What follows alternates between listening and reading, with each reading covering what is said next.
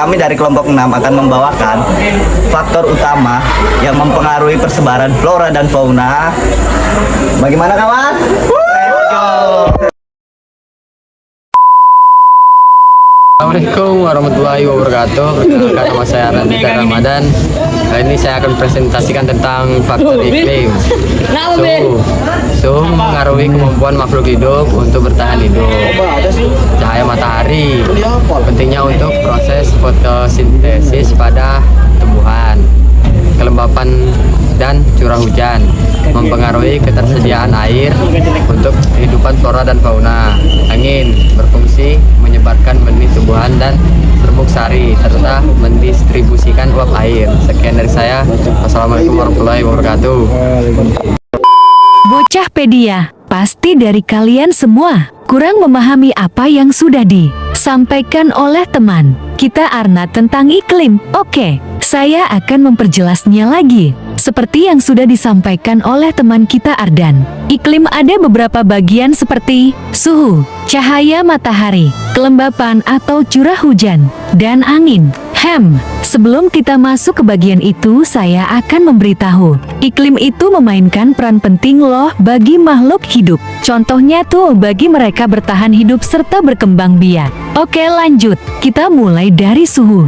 Suhu berpengaruh kepada kemampuan makhluk hidup untuk bertahan hidup. Contohnya, bayangkan ayam yang bisanya hidup di tempat tropis kita pindahkan ke tempat yang bersalju, apa mereka bisa mencari makan tahu berkembang biak di sana? Oke, kita lanjut. Masing-masing spesies itu mempunyai rentang suhu yang optimal untuk bertahan hidup ataupun berkembang biak ya, seperti ayam tadi itu. Mulai paham bukan tentang suhu? Lanjut ke cahaya matahari. Cahaya matahari penting bagi tumbuhan untuk proses fotosintesis. Kita ke contohnya lagi. Seperti kita menanam pohon tapi di dalam goa yang tidak ada cahaya matahari, mereka tidak bisa melakukan fotosintesis. Oke lanjut, fotosintesis tuh proses yang mengubah energi cahaya matahari menjadi energi kimia. Kimia itu yang digunakan oleh tumbuhan untuk berkembang biak atau tumbuh. Selain bagi tumbuhan, matahari juga sama pentingnya untuk makhluk hidup lainnya loh.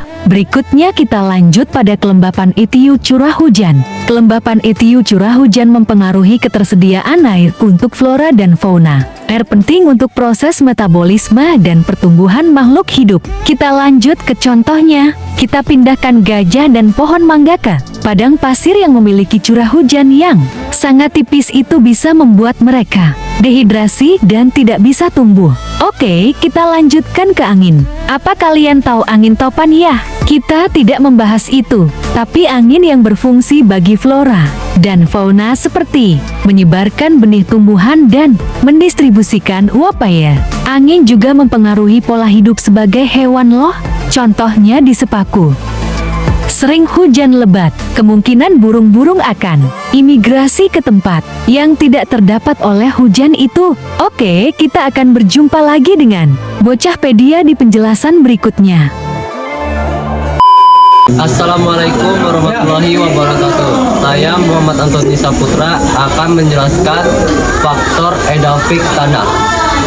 Jenis tanah, struktur, tekstur, dan komposisi tanah sangat mempengaruhi kemampuan tumbuhan untuk menyerap air dan nutrisi. Kandungan air dan udara. Kandungan air dan udara dalam tanah penting untuk pertumbuhan akar dan kelangsungan hidup tumbuhan. pH dan mineral. Tingkat keasaman tanah dan keberadaan mineral menentukan kesuburan tanah dan jenis flora yang dapat tumbuh. Sekian dari saya. Wassalamualaikum warahmatullahi wabarakatuh. Kembali lagi di Bocahpedia. Halo Jas kalian, saya akan menjelaskan tentang faktor edifik. Sepertinya kalian semua kurang memahami apa yang sudah disampaikan oleh teman kita Antoni. Oke, saya akan menjelaskan ulang tentang faktor edifik, yaitu faktor yang terkait dengan tanah dan mempengaruhi kehidupan makhluk hidup. Oke, kita lanjut ke penjelasan tentang jenis tanah. Bermula dari struktur, tanah memiliki struktur yang mempengaruhi kemampuan tanah untuk menahan air dan udara. Tanah dengan struktur yang baik memungkinkan akar tumbuhan tumbuh dengan baik dan menyerap nutrisi dengan baik. Kita ke tekstur. Tanah mempengaruhi kemampuan untuk menyerap dan menyimpan air. Tanah dengan tekstur yang baik akan memungkinkan tumbuhan untuk menyerap air dan nutrisi dengan baik. Kita memasuki ke komposisi tanah. Komposisi tanah memengaruhi kemampuan tanah untuk menyediakan nutrisi bagi tumbuhan. Komposisi yang baik akan menyediakan banyak nutrisi bagi tumbuhan untuk tumbuh. Oke, kita masuk ke bagian kedua dari DIFIK, yaitu kandungan air dan udara. Kandungan air dalam tanah memengaruhi kemampuan tumbuhan untuk menyerap air dan nutrisi. Tanah yang terlalu kering dapat menyebabkan stres pada tumbuhan, sedangkan tanah yang terlalu basah dapat menyebabkan akar tumbuhan membusuk. Kandungan udara dalam tanah memengaruhi kemampuan akar tumbuhan untuk bernapas. Tanah dengan kandungan udara yang baik akan memungkinkan akar tumbuhan tumbuh dengan baik dan menyerap oksigen yang cukup. Mari kita lanjut ke bagian 3 DIFIK, yaitu pH dan mineral. Tingkat keasaman tanah pH. pH memengaruhi kemampuan tumbuhan untuk menyerap nutrisi. Tanah dengan pH yang terlalu asam atau terlalu basah dapat menyebabkan kerusakan pada tumbuhan dan mengurangi kemampuan mereka untuk menyerap nutrisi. Keberadaan mineral. Keberadaan mineral dalam tanah memengaruhi kesuburan tanah dan jenis flora yang dapat tumbuh. Tanah dengan kandungan mineral yang baik akan menyediakan nutrisi yang cukup bagi tumbuhan untuk tumbuh dan berkembang. Videonya sampai sini dulu, sampai ketemu lagi di Bocahpedia berikutnya. Assalamualaikum warahmatullahi wabarakatuh. Perkenalkan, nama saya Saidin. Di sini saya akan menjelaskan faktor fisiografis atau fotografis atau fotografi. Ketinggian wilayah mempengaruhi suhu dan jenis flora dan fauna yang cocok. Oke, bentuk lahan, kemiringan, terus drainase dan bentuk permukaan tanah yang memengaruhi habitat. Sekian dari saya. Wassalamualaikum warahmatullahi wabarakatuh. Hai, kembali lagi. Bocahpedia kali ini akan menjelaskan lebih lanjut apa yang sudah disampaikan oleh teman kita Sahidin. Aku yakin nih pasti pada nggak paham apa yang sudah disampaikan Sahidin. Oke lah, langsung aja ke materinya, yaitu faktor fisiografis atau topografi. Salah satu faktor yang memengaruhi distribusi dan keanekaragaman organisme di suatu wilayah. Berikut adalah penjelasan lebih lanjut tentang faktor-faktor tersebut. Dari ketinggian wilayah. Ketinggian suatu wilayah memiliki pengaruh signifikan terhadap kondisi lingkungan, terutama suhu dan jenis vegetasi yang dapat hidup di sana. Seperti semakin tinggi suatu wilayah, suhu udara semakin menurun, yang berdampak pada jenis organisme yang dapat hidup di sana. Contohnya, zona dataran rendah, suhu lebih tinggi, cocok untuk tanaman tropis dan berbagai jenis hewan. Zona pegunungan tinggi, setempat lebih dingin, mendukung vegetasi seperti hutan montana dan hewan yang adaptif terhadap suhu rendah. Lanjut ke bentuk lahan. Bentuk lahan, seperti dataran, pegunungan, atau lembah, dapat memengaruhi kondisi lingkungan dan iklim mikro di suatu wilayah. Setiap bentuk lahan memiliki karakteristik unik yang mendukung jenis organisme tertentu. Misalnya, dataran biasanya memiliki tanah yang subur dan iklim yang relatif stabil, sehingga cocok untuk pertanian dan habitat berbagai spesies. Pegunungan memiliki iklim yang lebih dingin dan tanah yang kurang subur, sehingga mendukung jenis vegetasi dan hewan yang adaptif terhadap kondisi tersebut. Oke, penjelasannya sampai sini dulu. Saya dah capek mencari materinya tambah nyari kata-katanya buat pusing. Jadi sampai sini dulu ya, kita ketemu di pembahasan berikutnya. Assalamualaikum warahmatullahi wabarakatuh. Perkenalkan, nama saya Muhammad Akbar Huyudi, ingin mempresentasikan tentang faktor biotik manusia dan hewan dan tumbuhan.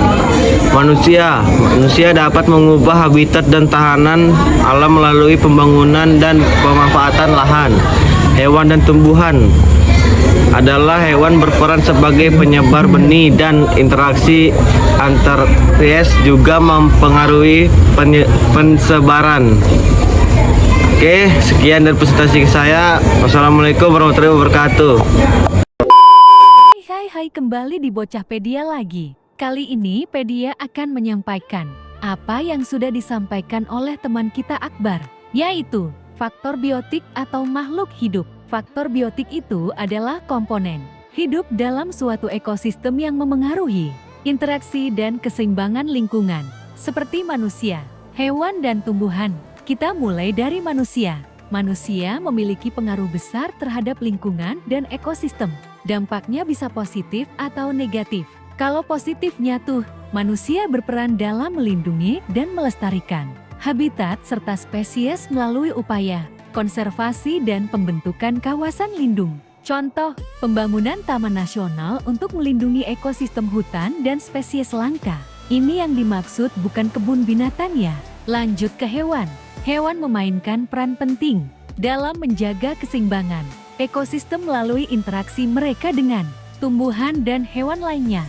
Seperti predator membantu mengontrol populasi hewan lain, mencegah ledakan populasi yang bisa merusak ekosistem. Hewan herbivora memakan tumbuhan yang dapat memengaruhi komposisi dan struktur vegetasi dalam suatu ekosistem.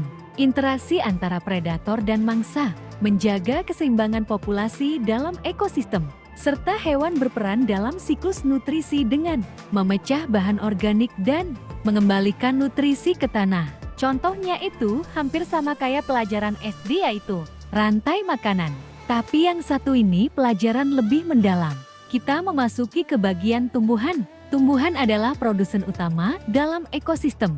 Mulai dari lumut sampai pohon, mereka menghasilkan oksigen melalui fotosintesis dan juga menjadi dasar rantai makanan. Tumbuhan menghasilkan makanan bagi herbivora dan menjadi sumber energi bagi ekosistem. Seperti sapi makan rumput dan kotoran dari sapi menjadi pupuk alami bagi tumbuhan. Tumbuhan menjadi sumber makanan bagi herbivora, yang kemudian menjadi makanan bagi karnivora. Nah, yang ini juga hampir sama dengan rantai makanan. Oke, ini menjadi penjelasan terakhir dari Bocahpedia. Pedia Jeti lega karena tidak menjelaskan lebih panjang lagi, karena membuat ini menguras kuota. Sekian, terima kasih.